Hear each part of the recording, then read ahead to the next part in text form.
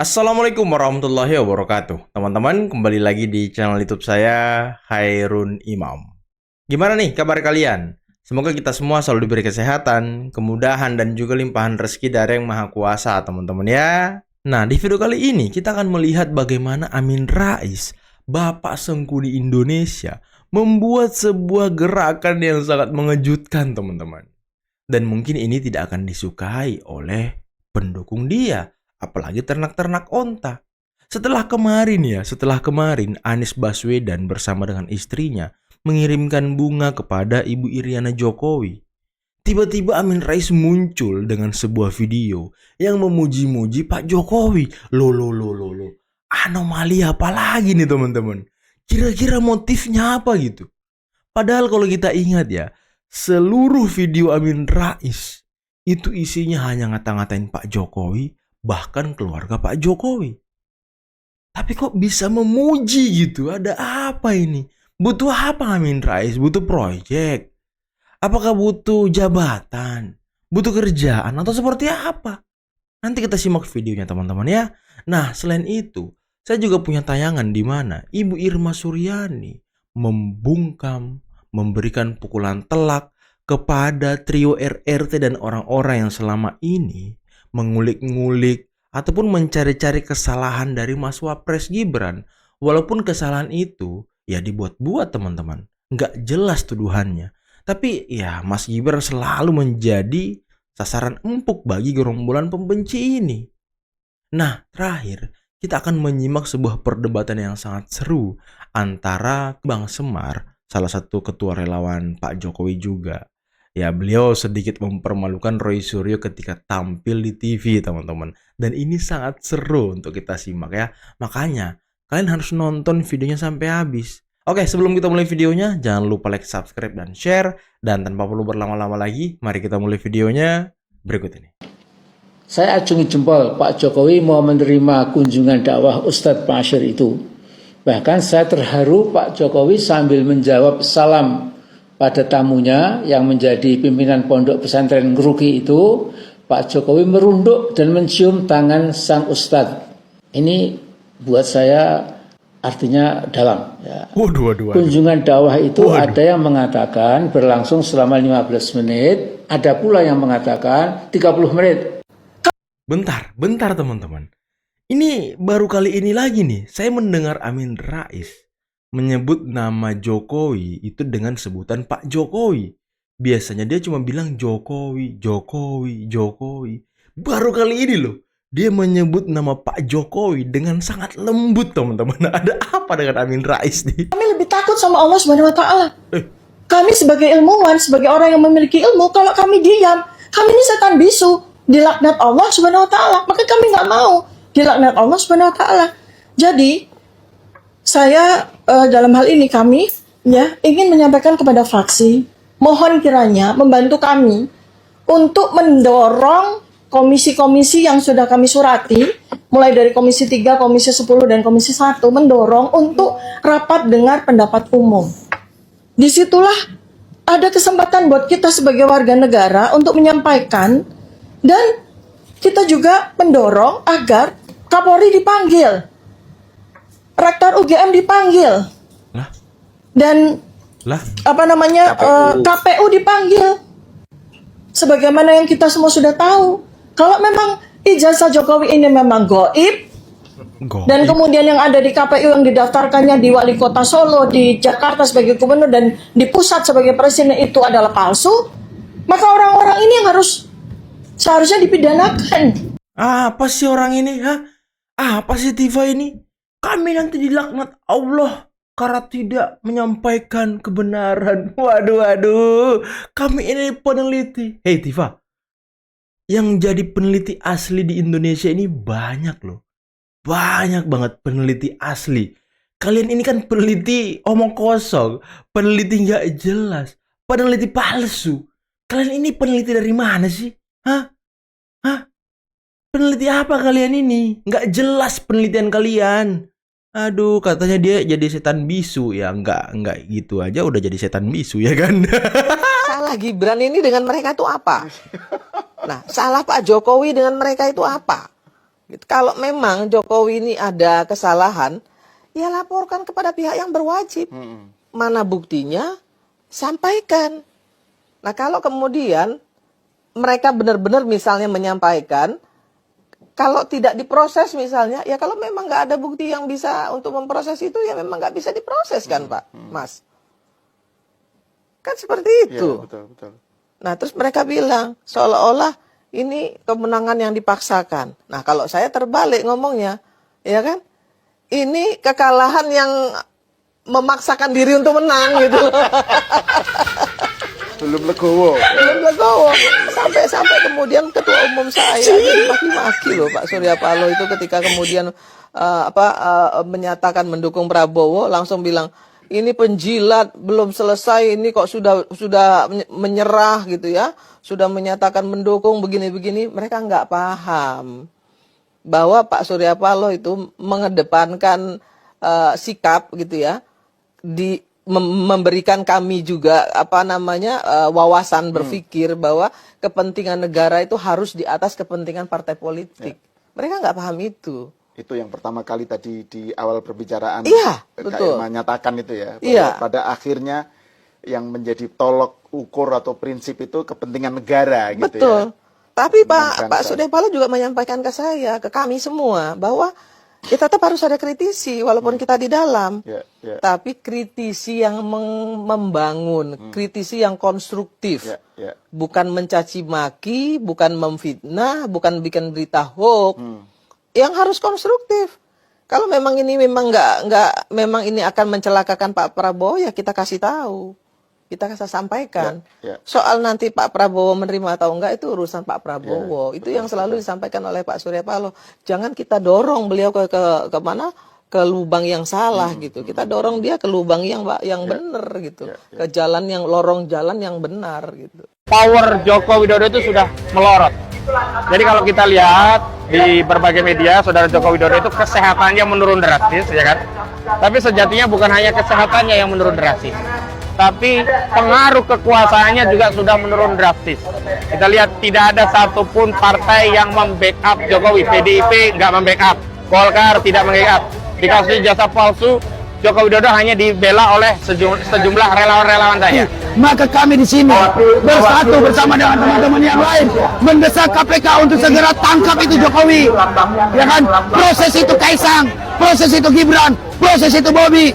Ya kan? Proses semua orang-orang dekat Jokowi yang selama Jokowi berkuasa sudah menyalahgunakan kekuasaan untuk kepentingan. Katanya kekuasaan Jokowi sudah melorot ya kan. Buktinya partai-partai tidak lagi mendukung ataupun membela Pak Jokowi di kasus ijazah palsu.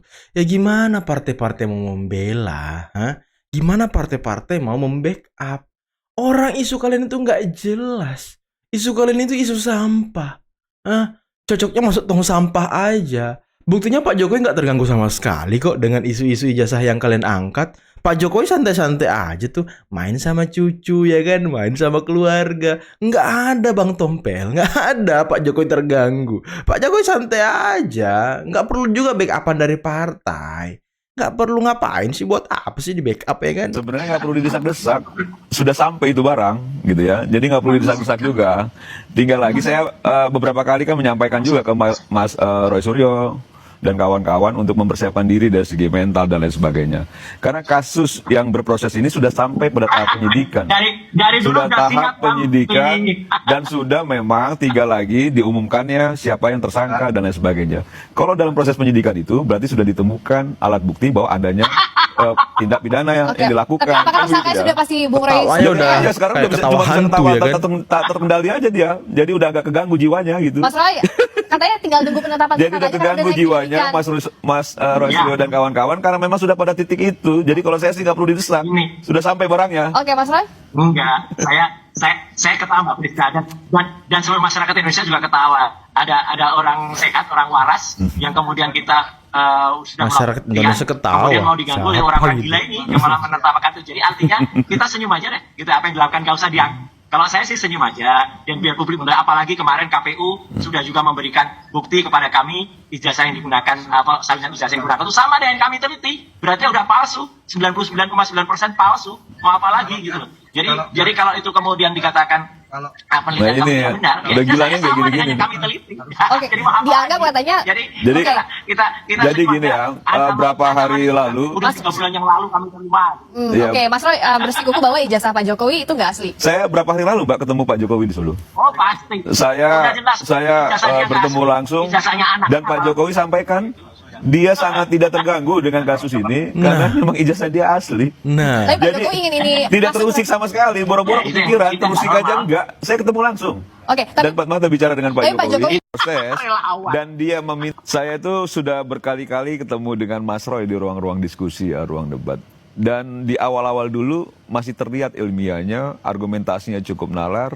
Tapi di akhir-akhir ini saya lihat, saya yang terlihat itu Mas Roy yang sangat tertekan batinnya. tertekan Kenapa? Stres, yang batinnya. penting dia juga merasa bahwa memang apa yang dilakukan selama ini sudah pada titiknya bahwa dia akan kena sanksi hukum. Kalau menurut saya, karena saya kan Itu juga asumsi berapa Pak, kali gimana? saya berdebat dengan Mas Roy, berdiskusi, masih cukup nalar kalau yang lalu-lalu. Kalau sekarang Apa kan yang bedanya memang cuma yang bisa bikin orang ketawa, dibangun debat kusir, orang bicara Karena dipotong-potong. buktinya Itu udah salah selesai. satu indikator orang stres tuh, Mbak. Oke, tapi soal Orang buktinya tadi, stres ya kan? apakah buktinya- Ya silakan aja. Mas Roy ini ya, Apapun yang dimiliki oleh Roy Suryo CS, Rismon CS, silakan digelar pada proses yang benar di proses peradilan nanti. Oke, Dan Mas Roy Suryo siap-siap saja naik kursi roda lagi. Oke, Mas Roy. Siap-siap naik kursi Allah, roda ya kan. kita akan memberikan pencerahan dan kita akan memberikan oleh-oleh. Wis, promo Kita buku akan memberikan terus. berita yang Udah habis manis, duit, ya, jualan untuk buku. warga Solo dan sekitarnya.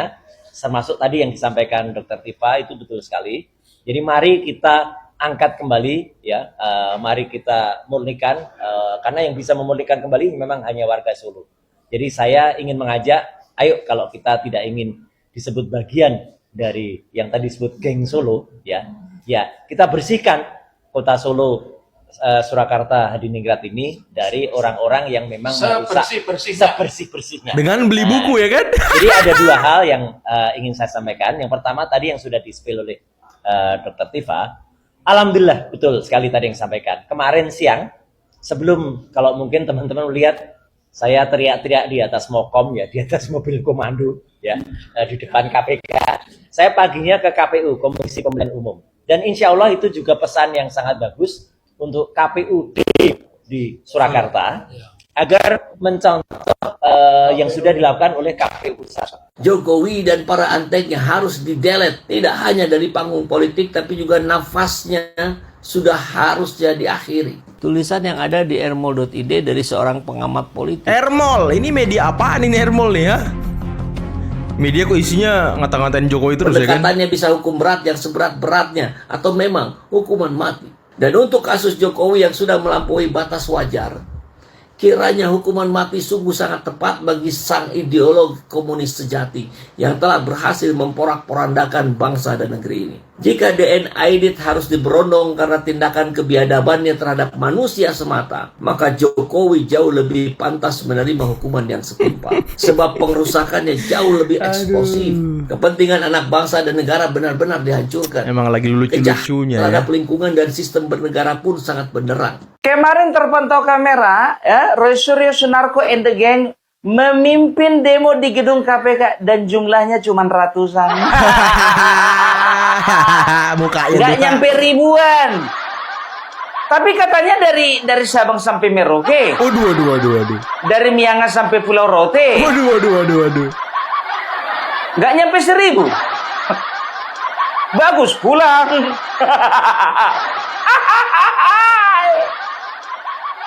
Dan seperti biasa yang dieksploitasi mama-mama sama orang tua. Eksploitasi ya kan. Jangan ada kerjaan ya kan. Kemarin itu biar tahu kalian, ya, apa namanya itu, Ustadz Eka mengatakan, ayo semua mahasiswa bergerak bersama-sama kita ke gedung KPK. Satu pun gak ada mahasiswa. Nah, itulah tadi teman-teman beberapa video yang bisa kita simak pada kesempatan kali ini. Dan denger nggak tadi kalian omongan Tifa ketika audiensi di DPR? Hah? Ketika mereka diterima oleh salah satu anggota DPR. Lagi-lagi dia ngemis loh. Ngemis minta tolong. Kami nggak takut sama sekali. Kami hanya takut kepada Allah. Tapi kok ngemisnya kesana kemari Tifa? Kayak orang ketakutan. Kayak orang nggak mau dibui, kayak orang nggak mau mempertanggungjawabkan perbuatannya gitu. Hah? Memaksakan kehendak. Nggak jelas kalian ini ngaku-ngaku peneliti. Aduh, yang percaya kalian peneliti itu ya gerombolan kalian doang. Kalian peneliti apa sih? Hah? Nggak jelas kalian. Jangan deh ngaku-ngaku peneliti bikin malu diri kalian sendiri. Malu gitu. Aduh. Ngemis lagi harusnya DPR memanggil Kapolda, harusnya DPR memanggil Kapolri, memanggil KPU. Enak aja kau. Emang orang gak ada kerjaan? Hah? Emang orang yang kerjanya cuma ngurusin kau, Tifa? Nggak ada yang mau ngurusin kau. Kalau kau nggak takut ya, arena pertarungannya itu di pengadilan. Adu bukti, bos. Bukan adu kecot, bukan adu mulut. Kalian ini kan adu kuar-kuar doang di media. Ketawa-ketawa nggak jelas kayak si Roy Suryo ya kan. Kalau debat di TV ya kayak itulah gaya-gaya kalian. Kalau kata Bung Semar tadi ya udah mulai nggak waras gitu ya kan. Ada gangguan kejiwaan mungkin. Kita kan nggak tahu teman-teman. Kali aja ya kan. Karena setiap dia ngomong ketawa, orang berpendapat diketawain. Emang apa ya? Kok peneliti tidak bisa menerima pendapat orang lain gitu? Kok peneliti tidak bisa men-challenge hasil penelitiannya sendiri? Ini kan kocak orang-orang ini. Hah? Makin gak jelas orang-orang ini loh. Makin gak waras kalau kata Bung Semar ya kan. Kalau kata Bung Semar tadi siap-siap aja Roy, pakai kursi roda lagi. Aduh. Tapi kira-kira menurut kalian Amin Rais itu kenapa? Kesambet apa dia teman-teman? Tiba-tiba muncul memuji-muji Pak Jokowi. Terus dia manggil Pak Jokowi lagi. Biasanya hanya dia manggil Jokowi, atau Mukidi, atau Jokodok, atau siapa. Tiba-tiba dia manggil Pak Jokowi dengan nada yang sopan, lembut ya kan. Aduh, udah gak tahan. Udah gak tahan gak punya jabatan Amin Rais. Sampai-sampai muji-muji Pak Jokowi. Ada apa ini? Ada apa dengan kalian? Tapi ya itulah teman-teman ya, mereka ini kalau kita lihat sudah semakin menipis keuangannya. Tapi nggak mungkin menipis sih, nggak mungkin menipis teman-teman. Mungkin kemarin duit bohir sudah cair sedikit ya kan. Makanya dia bikin aksi demonstrasi. Sampai ada bus dari Jawa Timur ya kan, ada bus dari mana. Cuma ya satu bus doang, nggak berbus-bus. Ya mungkin orang yang dia undang yang bisa ikut sama dia yang waras. Ya gak ada yang mau ikut yang waras teman-teman. Yang gak waras aja tuh yang datang semuanya ke sana. Yang gak ada kerjaan ya kan. Yang umurnya sudah over gitu. Karena cuma itu yang mereka bisa bodoh-bodohi. Anak-anak muda, Gen Z, milenial, mana bisa mereka bodoh-bodohi. Apalagi mahasiswa. Ya gak mungkin lah. Mahasiswa ini waras semua bos. Mau ngikut-ngikut gerakan kalian. Aduh, Gak banget deh. Nggak ada tuh mahasiswa yang mau ikut-ikut demo kalian karena nggak jelas. Mahasiswa udah paham gerakan kalian itu, basicnya kebencian, basicnya iri hati. Kala pilpres mau memajukan ataupun mengorbit calonnya dengan mendowngrade keluarga Pak Jokowi karena kalian tidak bisa menang melawan keluarga Pak Jokowi. Makanya itu yang kalian lakukan kan. Udahlah, ketahuan main kau, jual sana bukunya, promosi sana bukunya ya kan. Sibuk kali pun orang ini promosi buku. Setiap konferensi pers dipajang bukunya. Untuk apa coba? Kalau memang buku kalian laku keras, kalau memang buku kalian itu dicari-cari netizen, dicari-cari masyarakat Indonesia, nggak perlu kau kesana kemari tampilin buku. Bilang aja ngemis-ngemis biar bukunya dibeli ya kan. Gila teman-teman, mungkin cukup sekian dulu video kali ini. Jangan lupa like, subscribe, dan share videonya. Akhir kata, billahi taufiq wal hidayah. Assalamualaikum warahmatullahi wabarakatuh. Bye-bye.